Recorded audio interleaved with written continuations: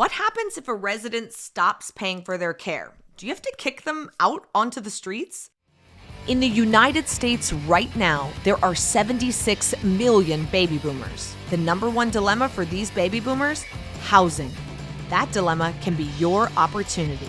Welcome to the Assisted Living Network podcast, where you can discover how just one residential assisted living home could secure your financial future forever. Hey, it's Isabel from the Assisted Living Network. What happens if a resident stops paying for their care? Do you have to kick them out onto the streets? Yikes! First, you need to remember that this senior has probably signed over a power of attorney, a POA, to someone in their life.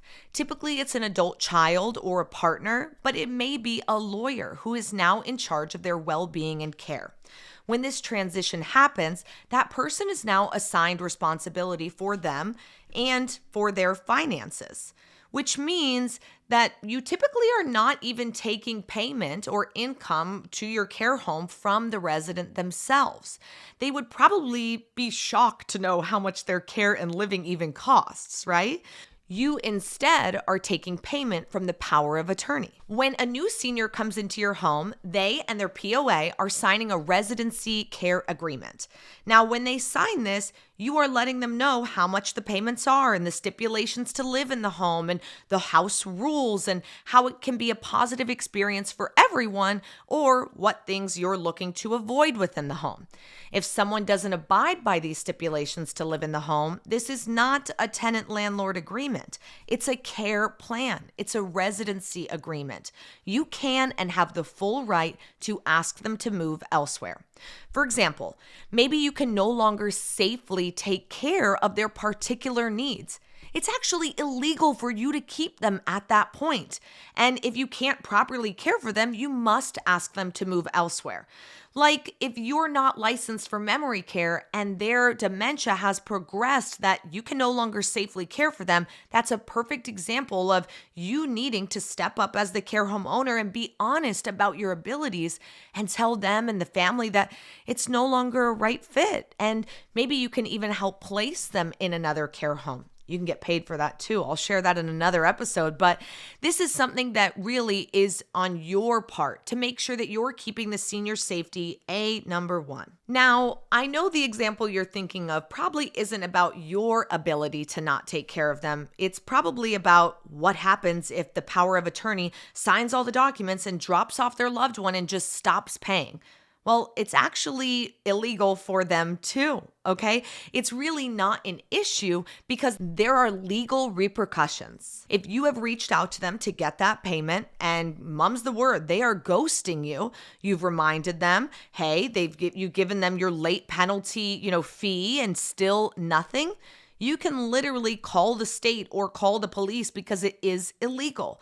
Now, this is just like if you were to drop your kid off at daycare and never come pick them up. Guess what? The daycare is going to call CPS, you're going to be arrested, and the kid's probably going to go into, protective services. It's extremely similar with a senior. They will be revoked as the power of attorney, they'll be arrested, and that's really, you're probably never going to have to do this because it's considered elder abuse.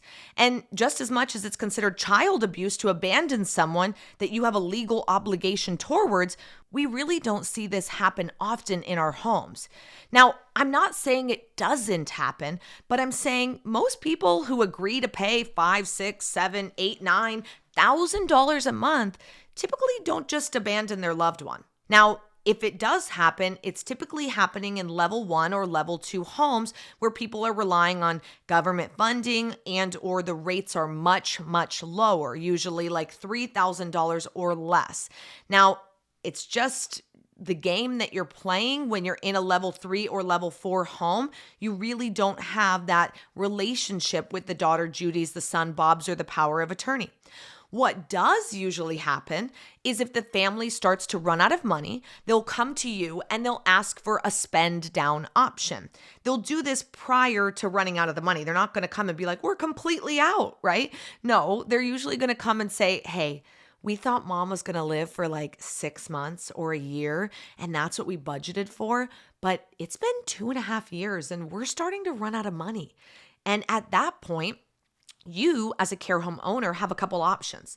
Number one, if you have a shared bedroom or a shared space in your home, you can possibly move them from a private bedroom that they're paying maybe more for to a shared bedroom where they're paying a little bit less. They get to stay in the same home and environment with the same care and love and around the same seniors who have become their friends.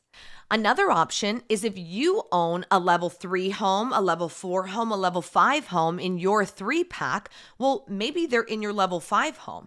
And you could offer, hey, I have a level 3 home that the rates start much lower. Why don't we move your mom over here? Well, now they can live a little bit longer. Again, you're probably sharing staff between your homes.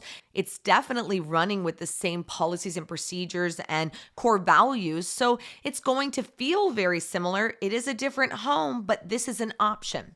Your third option is that you can partner with another local care home owner who maybe has lesser rates than you do. And you can send them that referral. Say, hey, I've got Joan. She's amazing. She's been with us for 2.5 years. She can no longer afford to be in our care home. I know your rates are a little bit lower. Do you have any open beds? Now, placement agents typically get paid 50% or 100% of that first month's rent. You may want to create that relationship with other care home owners in your community when you're sending them people or they're sending you people, or you may just want to do a good deed for this family and for your local, friend who also owns a care home. And so all of you are kind of winning in this scenario.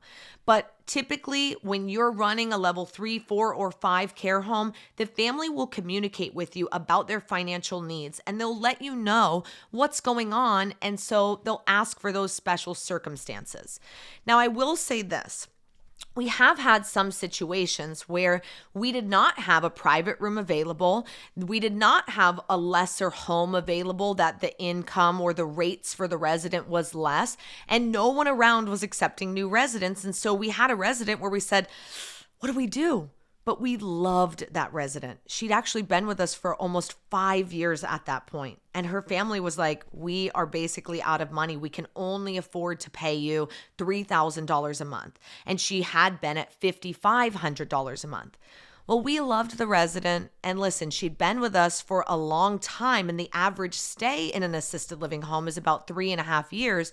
We knew that eventually she was going to expire, as we all do, and so it made a lot of sense for us to just do the good deed for the family, for the senior, and say, you know what, we're willing to work with you. She can stay in her same room. She can stay in the same home. We want her here. And the family was forever grateful to us. And guess what? When another senior loved one in their family needed care and assistance, they brought them to us. And that's a beautiful thing.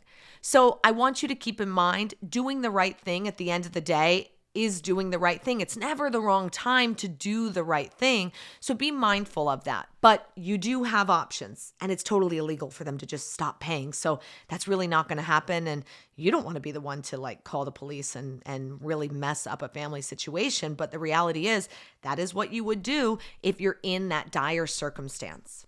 Now, when it comes to owning and operating a residential assisted living home, we always say it's that equal balance of doing good and doing well. We want you to cash flow, of course, but we also want you to do the right thing. If this is making sense to you, then make sure to follow us at the Residential Assisted Living Academy. And don't forget to like and share this episode and follow us wherever you listen to your favorite podcasts. Thanks for listening to the Assisted Living Network.